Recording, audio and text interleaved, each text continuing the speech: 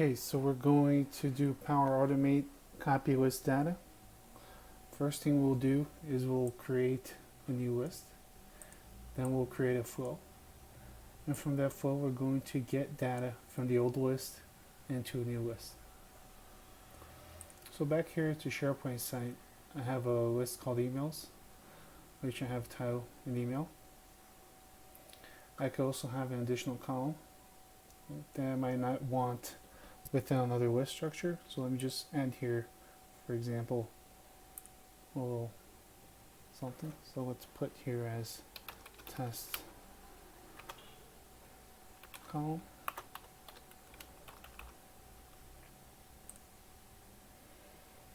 Okay, so this we do not want within the other list that we'll create right now. So let's just go into site contents. Just hit new and list.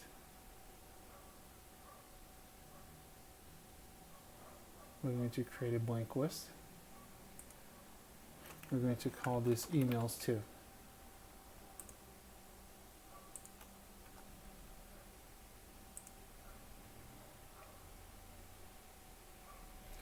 So I have the title. We'll create an additional column called email. Single line of text, email, save. So now we have the structure where we want to copy the data from the other one. Okay, so we're going to copy from emails. So we're going to Power Automate now, and we will hit create. Let's do instant flow. Let's call this get data. Manual, create. Okay, so I'm basically going to create here a new step. The new step is going to be get items, right, from SharePoint list.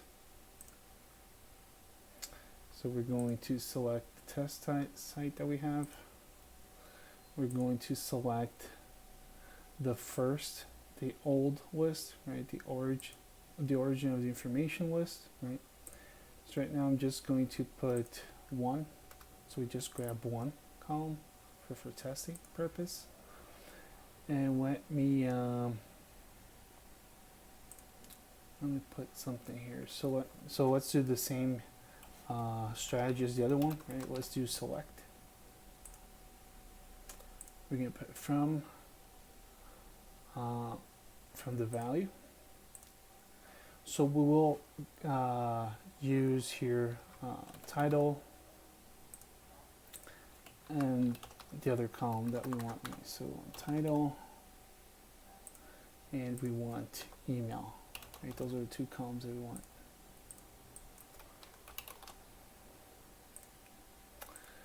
So the interesting part here is if we want to do any filtering, any cleanup here on the information that we're grabbing from the other list, we can do this right here within the select phase.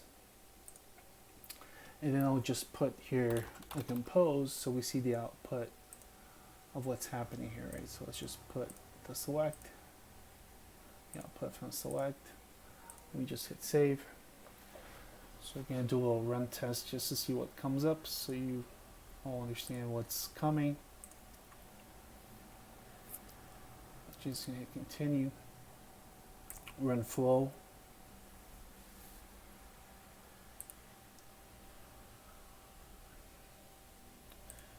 Okay, so we got here right, one email because of the filtering that I did, right, of one here. We got a title and we got an email. Okay, so now what I'm going to do with this information is I'm going to insert this within the other list, right? So what I can do here is I can delete this. I can just put here new step, and I'm go to control and apply to each, right? So I'm going to apply to each select because this is an array. And what I'm going to do is I'm going to I can either do a create item, right, which is the most popular one. People usually use it a lot. But today I wanted to do it differently. I want to leverage the structure that I'm getting from the select and just insert that back in. So to do that, instead of using create item, which would just be the old-fashioned way, I'm just going to leverage the JSON structure that we already built within the select. So since we already built the structure following the same column names that we already have there, we're not going to have any issues to send HTTP requests, right? So if we use leverage this API here, I already have emails too here. If we just leverage this API call here, this is an insert item situation. This is going to work out for us. So I'm going to put send, right? So send HTTP. So it's right here for us. Send HTTP request. So we just put here the site address. I'm going to put here test. The method needs to be post, right? Because an insert, and I can just paste here. Just putting the list name here, right?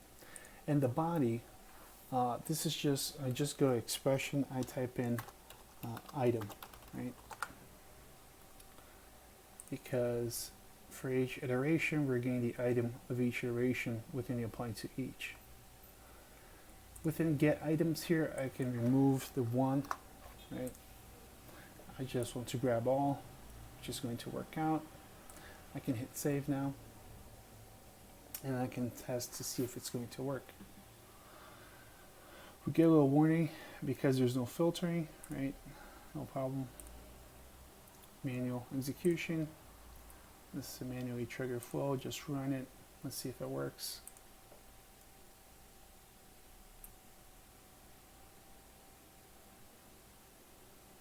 And it worked, right?